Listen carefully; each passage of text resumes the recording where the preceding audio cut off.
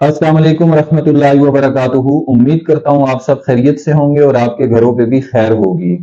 देखने में ये आता है कि बच्चों की पेपर की तैयारी तो बहुत अच्छी होती है, लेकिन उनको पेपर अटेम्प्ट करना ही नहीं आता। उनको पता ही नहीं होता कि उन्होंने पेपर को किस तरीके से अटेम्प्ट करना है और क्या प्रोसीजर्स फॉलो करने हैं। उसी सिलसिले में आज हम डिस्कस करेंगे जो फेडरल बोर्ड की तरफ से आपको ई शीट दी जाती है, इसको हमने डिस्कस करना है और देखना है कि आप पेपर को किस तरीके से अटेम्प्ट कर सकते हैं ताकि आपके ग्रेड्स जो हैं वो बहुत अच्छे आए। तो स्टार्ट करते हैं हम फर्स्ट पेज से। ये आपको 22 सफ़ों की एक ई शीट मिलेगी। आपको इसके अलावा कोई भी एक्स्ट्रा शीट नहीं मिलती अब पेपर के अंदर। इसी शीट के ऊपर आपने अपने शॉर्ट आंसर क्वेश्चंस अटेम्प्ट करने हैं। इसी शीट के ऊपर आपने अपने जो लॉन्ग आंसर्स हैं उनको अटेम्प्ट करना है और जो जगह आपके पास गिवन होती है उसी जगह के ऊपर आपने पेपर अटेम्प्ट करना होता है।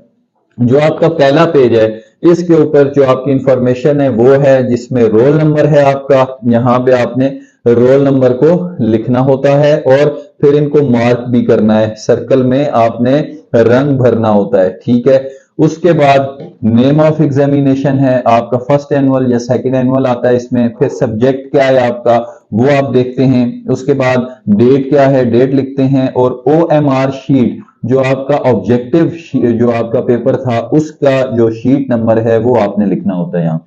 बाकी इस पे आपके डिप्टी सुपरिटेंडेंट जो है वो साइन करते हैं और फिर जो मार्क्स आपने लिए होंगे पूरे पेपर में वो यहाँ पे वो भी एग्जामिनर लिख रहा होता है। तो ये तो पहला पेज है, इसको बड़े अच्छे से आपने अटेम्प्ट करना है। और रोल नंबर के अलावा आपने यहाँ पे कोई और चीज नहीं लिखनी, ना कोई अपना आइडेंटिफिकेशन शो करनी है, ना कोई नाम लिखना है आपने इस सफे पे। और अंदर भी कोई भी इस तरह की चीज आपने नाम नहीं लिखना, कोई और चीज नहीं लिखनी है। और जब आप इसको नेक्स्ट पेज पे आएंगे तो इसके बैक पेज पे लिखा हुआ है नॉट फॉर यूज। यहां पे आपने बेटा कुछ भी नहीं लिखना, ठीक है। आपके पास जो क्वेश्चन नंबर 2 है यानी कि आपके जो शॉर्ट क्वेश्चंस हैं उनके लिए यहां स्पेस दी होती है और एक जो आपका शॉर्ट आंसर है उसके लिए आपको हाफ स्पेस दी हुई है इस पेज की। यानी कि एक पेज पे आपके 2 सवाल आएंगे जिस तरह इधर लिखा हुआ है। क्वेश्चन नंबर 2 है और उसका पार्ट 1 आप यहां करेंगे और पार्ट 2 यहां करेंगे। तो समझने की चीज क्या है, अब इसमें आपने अपनी नंबरिंग के साथ क्वेश्चन को सॉल्व नहीं करना, बल्कि आपने अपने क्वेश्चन पेपर पे जो नंबरिंग है ना उसको फॉलो करना है। फॉर एग्जांपल अगर क्वेश्चन पेपर में क्वेश्चन नंबर 2 पार्ट 2 है तो वो फिर आपने यहां लिखना है, ठीक है। आपने अपनी कोई सीक्वेंस कोई नंबरिंग वो नहीं फॉलो करनी, बल्कि क्वेश्चन पेपर को फॉलो करना है। उसके लिए जगह इस शीट पे मौजूद होगी और इसी तरह हर सवाल के लिए जो शॉर्ट आंसर है वो आपका तकरीबन हाफ पेज आपको दिया जाता है। इसी में आपने अपना आंसर लिखना है। कहीं और लिखेंगे आंसर आपका ठीक भी होगा लेकिन आपको मार्क्स नहीं मिलेंगे क्योंकि आपने दी हुई जगह पे नहीं लिखा, आपको बिल्कुल एक नंबर भी नहीं उसका मिलेगा। इसी तरीके से जब हम आगे चलेंगे तो ये सारे आपको शॉर्ट आंसर्स के लिए जगह दी हुई है, ठीक है। जहां पे बेटा आपके शॉर्ट आंसर्स खत्म होंगे वहां उससे आगे आपके लॉन्ग आंसर स्टार्ट हो जाएंगे। अब क्वेश्चन नंबर 4 पेज 1, ठीक है। ये पूरा पेज आपको लॉन्ग आंसर के लिए दिया गया है। इसके लिए आपको 4 पेजेस दिए गए हैं, 1 2 3 और इसके बाद 4। ये 4 पेज जो हैं इनके ऊपर आपको आंसर लिखना है। 4 पेजेस आप यूज कर सकते हैं। तो लॉन्ग आंसर अटेम्प्ट करने के लिए जो 4 पेजेस हैं वो बहुत ज्यादा होते हैं, एनफ होते हैं। आप अपना पूरा क्वेश्चन जो है वो इस पे सॉल्व कर सकते हैं। एक और बात जो आप इसमें याद रखें वो ये है कि आपने किसी जगह भी क्वेश्चन नहीं लिखना।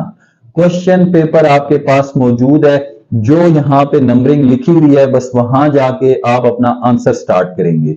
चाहे वो शॉर्ट आंसर है चाहे वो लॉन्ग आंसर है, आपने बस उस जगह के ऊपर जाना है, वहां जाकर के उस नंबरिंग के अकॉर्डिंग आपने अपना आंसर देना है। Because this is an answer sheet. Answer sheet पे आपने जस्ट आंसर लिखने हैं, अपनी स्पेस को आपने जाया नहीं करना।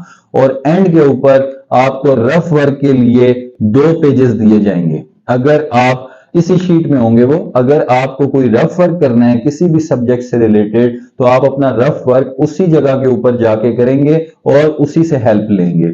इसके अलावा आप कहीं रफ वर्क नहीं करेंगे। अगर आपने रफ वर्क कहीं किया तो वो आपका क्वेश्चन जो है ना, जो वो क्योंकि उसमें वो शामिल नहीं होगा, इसलिए आपको मार्क्स नहीं मिलेंगे। तो ये बड़ा इंपॉर्टेंट है इस शीट को समझना।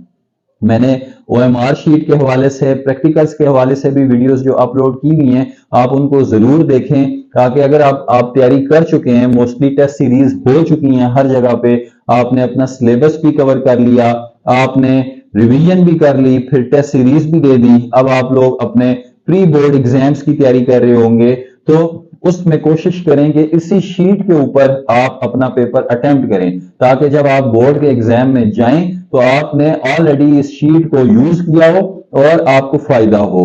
तो मैं उम्मीद करता हूं इस वीडियो से आपको अंदाजा हो गया होगा थोड़ा बहुत कि ई शीट है क्या और आपने पेपर को अटेम्प्ट कैसे करना है। मजीद अगर आप लोग चाहते हैं, कोई आपकी क्यूरी है, आप पूछ सकते हैं, I will answer you definitely.